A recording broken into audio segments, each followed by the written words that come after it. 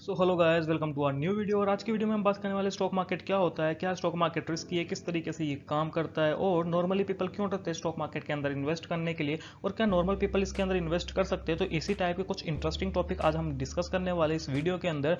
तो उम्मीद करता हूँ आपको वीडियो अच्छी लगती होगी और वीडियो को प्लीज़ एंड तक जरूर देखिएगा। तो बिना टाइम वेस्ट करते हुए वीडियो को स्टार्ट करते हैं और चलते हैं हमारे फर्स्ट टॉपिक के ऊपर।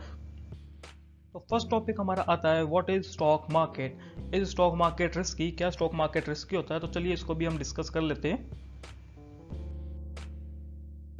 कोई भी XYZ लिमिटेड कोई भी एक बिजनेस स्टार्ट करना है और आपको ज़रूरत है फंड्स की। तो सपोज करते हैं हम कि हमको ज़रूरत है 500 करोड़ रुपए की। तो इतना बड़ा अमाउंट जो होगा वो आप ना अपनी फैमिली से तो नहीं मांग सकते और ना ही आप अपने फ्रेंड से मांग सकते हो इतना बड़ा अमाउंट। तो आप क्या करते हो, आप जाते हो जनरल पब्लिक के पास में और जनरल पब्लिक को अपना बिजनेस कॉन्सेप्ट, अपना बिजनेस आइडिया शेयर करते हो कि किस चीज़ का आप बिजनेस करने वाले हो, क्या आप करने वाले हो, क्या आपके फ्यूचर गोल्स हैं। तो वो चीज़ आप नॉर्मल पब्लिक को शेयर करते हो। जिन लोगों को आपका आइडिया पसंद आता है, जिन लोगों को आपका कॉन्सेप्ट पसंद आता है, वो आपकी कंपनी के अंदर इन्वेस्ट करते हैं, आपको उनसे फंड मिलता है और बदले में इन रिटर्न आप उनको अपनी कंपनी के कुछ शेयर्स दे देते हैं, ताकि इन फ्यूचर जब आपको प्रॉफिट हो तो उनमें से कुछ हिस्सा उनको भी मिले, उनको भी प्रॉफिट हो जिन्होंने आपकी कंपनी के अंदर इन्वेस्ट किया है। तो ये तो हो गई एक जनरल डेफिनेशन, एक नॉर्मल डेफिनेशन की स्टॉक मार्केट क्या होता है। देन इसके बाद में बढ़ते हैं हम हमारे नेक्स्ट टॉपिक के ऊपर। नेक्स्ट टॉपिक हमारा आता है इज स्टॉक मार्केट रिस्की, क्या स्टॉक मार्केट रिस्की होता है। तो चलिए इसको भी हम इन डिटेल डिस्कस करते हैं।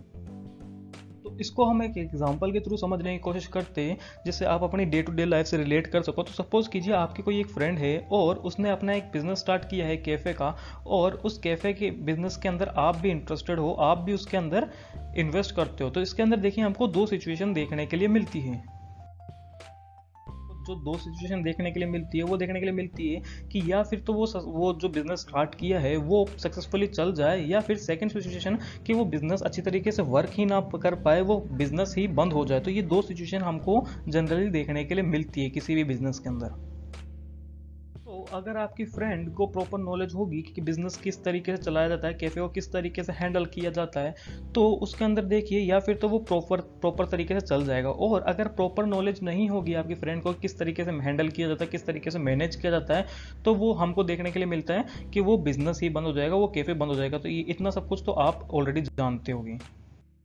कुछ ऐसा ही आपको स्टॉक मार्केट के अंदर भी देखने के लिए मिलता है। तो सपोज करिए आप किसी कंपनी के अंदर इन्वेस्ट करते हैं, आप अपना टाइम एफर्ट दे के आप किसी कंपनी को चूज करते हैं, एनालिसिस करके आप किसी कंपनी को चूज करते हैं और उसके अंदर आप इन्वेस्ट करते हैं। तो आपको आपकी प्रॉफिट भी कुछ उसी तरीके से देखने के लिए मिलती है, आपकी ग्रोथ भी कुछ उसी तरीके से होती है, प्रॉफिट आपको होना स्टार्ट हो जाते हैं।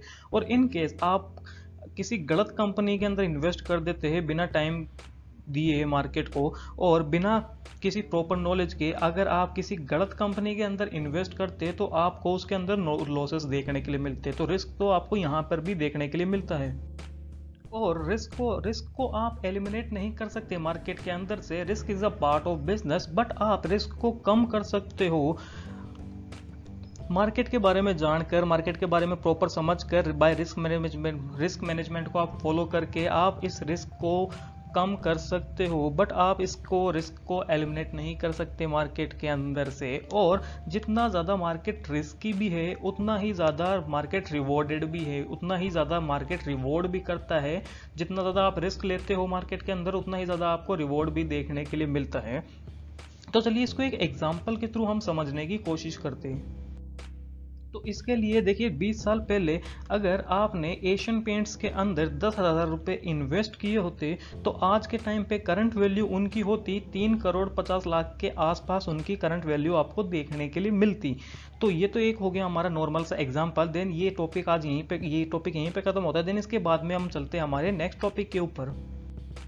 तो नेक्स्ट टॉपिक हमारा आ जाता है how to invest in stock market और इन शेयर्स। तो चलिए इसको भी अब हम डिटेल में डिस्कस कर लेते हैं, इस पे भी हम बात कर लेते हैं। तो इन्वेस्ट करने से पहले हम ये डिस्कस कर लेते हैं कि ये शेयर्स और स्टॉक्स लिस्टेड कहाँ होते हैं। तो ये स्टॉक और शेयर्स हमारे लिस्टेड होते हैं स्टॉक एक्सचेंज के अंदर। स्टॉक एक्सचेंज की आप डेफिनेशन भी पढ़ सकते हो। को दो स्टॉक एक्सचेंज देखने के लिए मिलते हैं जिसमें से पहला आता है NSE एंड देन दूसरा आता है BSE।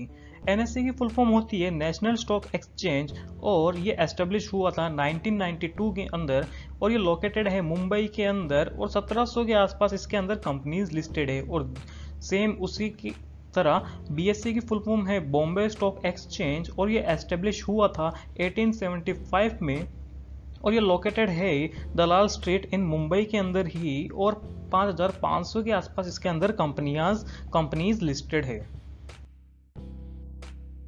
अब बात करते हैं हम इंडेक्स के ऊपर। तो इंडेक्स में अगर आप देखने के लिए जाएंगे तो एनएससी का जो इंडेक्स होता है उसको हम कहते हैं निफ्टी 50 और जो बीएससी का इंडेक्स होता है उसको हम कहते हैं सेंसेक्स 30। तो अब आप सोच रहे हो कि निफ्टी क्या है 50 क्यों है और सेंसेक्स क्या है 30 क्यों है। तो जब हम इकोनॉमिक ग्रोथ को कैलकुलेट करते हैं, इकोनॉमिक ग्रोथ को कैलकुलेट करते टाइम हम सभी कंपनीज को तो एक साथ कैलकुलेट नहीं कर सकते, तो हम क्या करते हैं कि जो निफ्टी की टॉप 50 कंपनीज होती है उनका एवरेज लेते हैं और सेम सेंसेक्स में भी हम जो सेंसेक्स के अंदर टॉप 30 कंपनीज होती है उनका एवरेज लेते हैं जिसके मदद से हम इकोनॉमिक ग्रोथ को कैलकुलेट करते हैं। तो अब एनएससी और बीएससी के थ्रू किसी भी इंडियन स्टॉक के अंदर आप ट्रेड कर सकते हैं, इन्वेस्ट कर सकते हैं। तो ये तो बात हो गई कि हम स्टॉक मार्केट के अंदर किस तरीके से इन्वेस्ट कर सकते हैं, ट्रेड कर सकते हैं। अब इन्वेस्ट करने के लिए हमें ज़रूरत पड़ती है एक ब्रोकर की। तो अगर मैं एग्जांपल लेके जाऊं तो मार्केट के अंदर देखिए काफ़ी सारे ब्रोकर आपको देखने के लिए मिलते हैं, जिनमें से एग्जांपल अगर दिखाऊं मैं आपको तो सबसे पहला एग्जांपल आता है ज़ीरोधा, देन इसके बाद में आता है एंजल ब्रोकिंग, देन इसके बाद में आता है हमारा ट्रेड टाइगर शेर खान। और इसके अंदर अकाउंट आप ऑनलाइन ओपन करवा सकते हैं और इसके लिए आपको जो डॉक्यूमेंट की ज़रूरत होती है वो होता है हमारा आधार कार्ड और पैन कार्ड और बैंक अकाउंट आपको मैंडेटरी होता है इसके अंदर अकाउंट ओपन करवाने के लिए। और जैसे ही आपका अकाउंट डीमैट अकाउंट ओपन हो जाता है उसके अंदर आप उसके थ्रू आप इन्वेस्टिंग कर सकते हैं, आप अपने ट्रेड प्लेस कर सकते हैं। देन अब हम आ जाते हैं अपने नेक्स्ट टॉपिक के ऊपर जो कि हमारा why most people not interested in the stock market. तो स्टॉक मार्केट के बारे में पता होने के बाद भी लोग इसके अंदर क्यों नहीं इन्वेस्ट करते। तो देखिए यहाँ पे जो लोग आते हैं वो आते हैं एक रॉन्ग माइंडसेट के साथ में, जो कि ये रातों रात अमीर होने का और बिना किसी नॉलेज के, बिना किसी प्रॉपर नॉलेज के एक ही दिन के अंदर अपनी कैपिटल को डबल करने के लिए लोग आते हैं, या फिर तो रॉन्ग नॉलेज के थ्रू अपनी कैपिटल को डबल करने के लिए आते हैं, या फिर बिना किसी नॉलेज के इसके अंदर मार्केट के अंदर अपनी कैपिटल को डबल करने के लिए आते हैं। और जो कैपिटल वो लेके आते हैं तो उस कैपिटल को डबल करना तो दूर की बात है, जो कैपिटल वो लेके आते हैं उसको भी वो लोग जीरो करके जाते हैं, उसका भी वो लॉस लेके जाते हैं और उसके बाद में कहते हैं कि स्टॉक मार्केट गैम्बलिंग है या फिर सट्टा है या फिर जुआ है। देखिए मार्केट में आने से पहले आपके पास प्रॉपर नॉलेज का होना काफ़ी ज़्यादा इंपॉर्टेंट होता है कि मार्केट किस तरीके से मूव करता है, प्राइस किस तरीके से मूव करती है। ये सब चीज़ें आपको काफ़ी अच्छी तरीके से पता होनी चाहिए जिसके थ्रू आप सर्वाइव कर सकते हैं। और इस नॉलेज को लाने के लिए, इस प्रॉपर नॉलेज को लाने के लिए आपको मार्केट को टाइम देना पड़ता है। तो सब इसको हम एक एग्जांपल के थ्रू समझते हैं। सपोज करिए आपको इंजीनियर बनना है या फिर कुछ भी, आपको डॉक्टर बनना है, जो आपका मन करे, जो सपोज करिए कुछ भी आपको बनना है, तो उसके लिए हमको क्या करना पड़ता है, उसके लिए हमको टाइम देना पड़ता है, अपने एफर्ट्स डालने पड़ते हैं उस फील्ड के अंदर, और तब जाके हम एक लेवल के पास पहुंच पाते हैं, हम उस चीज में एक्सपर्ट हो पाते हैं, किसी भी चीज की हम तैयारी कर रहे होते हैं उसके अंदर हम एक्सपर्ट हो पाते हैं। और उसके थ्रू 3 से 5 साल जितना भी टाइम हमको लगता है उस नॉलेज को एक्वायर करने के लिए, उस एक्सपीरियंस को एक्वायर करने के लिए, वो नॉलेज हमको रिटर्न दे रही होती है, जिसके थ्रू हम पैसे कमा सकते हैं, किसी भी थ्रू कैसे भी हम अर्न कर सकते हैं। तो देखिए बिना किसी नॉलेज के आप मार्केट के अंदर सर्वाइव नहीं कर सकते। अगर बिना किसी नॉलेज के आप मार्केट के अंदर आ रहे हैं तो देखिए कुछ टाइम तक आप सर्वाइव कर पाएंगे, उसके बाद में आपकी जो कैपिटल होगी वो ज़ीरो हो जाएगी और देन उसके बाद में आप ट्रेड नहीं कर पाएंगे, इन्वेस्ट नहीं कर पाएंगे और मार्केट को सिर्फ आपको देखने के अलावा और कोई काम आपके पास नहीं बचेगा। और जिस दिन आपने मार्केट के अंदर एक्सपीरियंस ले लिया, उस नॉलेज को आपने ग्रैब कर लिया, तो आप यकीन करिए हज़ारों नहीं, लाखों नहीं, करोड़ों के अंदर भी इसके अंदर कमा सकते हैं। बस हमें समझना पड़ता है कि स्टॉक मार्केट किस तरीके से वर्क करता है, प्राइस किस तरीके से मूव करती है, किस तरीके से ये वर्क करता है। सो अब हमारा आ जाता है नेक्स्ट टॉपिक कि why share price move ups and down. तो आपने भी देखा होगा कि मार्केट के अंदर जो शेयर की प्राइस हमारी होती है वो अप एंड डाउन मूव करती रहती है। तो देखिए, इसको अगर सिंपल लैंग्वेज में आपको समझाने के लिए जाऊं तो सपोज करिए आपके पास किसी भी XYZ लिमिटेड कंपनी के 100 शेयर्स आपके पास पड़े हैं और आपको ज़रूरत है कैपिटल की, आपको रिक्वायरमेंट है पैसों की। तो आप क्या करते, जो आपके पास शेयर्स होते हैं उनको आप सेल करने के लिए सोचते, और जो सामने वाले, इसी तरीके से कोई सामने वाला इंसान होता है वो आपसे उनको खरीद लेता है। और आप ही की तरह लाखों हजारों लोग होते हैं जो ये इस तरीके के ट्रांजेक्शन करते रहते हैं, बाय सेल करते रहते हैं एक लार्ज नंबर पे। तो इसी वजह से जो प्राइस होती है वो फ्लक्चुएट होती रहती है, और इसी वजह से जो मार्केट होता है वो मूव करता रहता है, और इसी वजह से प्राइस जो होती है वो अप एंड डाउन मूव करती रहती है। देन अब हम आ जाते हैं हमारे नेक्स्ट टॉपिक के ऊपर, जो कि है हमारा इस financial background important for stock market. क्या फाइनेंशियल बैकग्राउंड से होना इंपॉर्टेंट है स्टॉक मार्केट के अंदर पैसे कमाने के लिए? तो चलिए इसको भी हम डिस्कस कर लेते हैं। तो इस टॉपिक को हम रियल लाइफ एग्जांपल के थ्रू समझते हैं। तो देखिए, अमेरिका में एक सर्वे कंडक्ट किया गया था जिसके अंदर दो ग्रुप को बनाया गया, जिसमें से पहला ग्रुप था हमारा चार्टेड अकाउंटेंट का और दूसरे ग्रुप था हमारा 10 साल के बच्चों का, छोटे छोटे बच्चों का हमारा ग्रुप बनाया गया, है ना। तो उनको बोला गया कि आपको 10 स्टॉक्स सेलेक्ट करने हैं रैंडमली, कोई भी आप 10 स्टॉक्स सेलेक्ट कर सकते हैं। तो आपको क्या लगता है कि किसने ज़्यादा बेटर परफॉर्म किया होगा? जाके कमेंट्स में ज़रूर बताइए किसने ज़्यादा बेटर परफॉर्म किया होगा।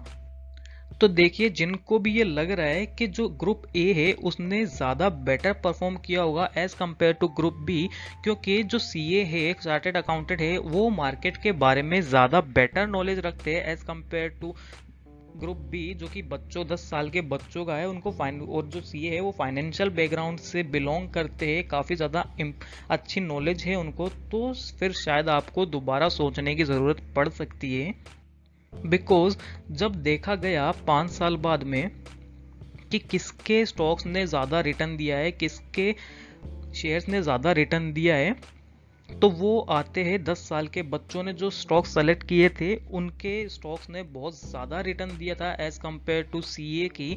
बिकॉज जो छोटे छोटे बच्चे थे उन्होंने रैंडमली किसी भी स्टॉक्स को सेलेक्ट किया था, जो जैसे कि उनके जो आसपास के स्टॉक्स होते हैं, सपोज करिए कोई भी चॉकलेट का हो गया, कोलगेट हो गया, जो भी रैंडम जो नॉर्मल उनको स्टॉक्स दिख सकते हैं, उन्हीं स्टॉक्स को उन्होंने सेलेक्ट किया था और उन्हीं स्टॉक्स ने 5 साल बाद में ज़्यादा रिटर्न दिया था एज कम्पेयर टू सीए। और जो सीए थे वो हार चुके थे इस रेस के अंदर, और जो नॉर्मल बच्चे थे वो जीत चुके थे। तो अब तो आपको समझ आ ही गया होगा कि फाइनेंशियल बैकग्राउंड का होना इंपॉर्टेंट नहीं है स्टॉक मार्केट के अंदर पैसे कमाने के लिए।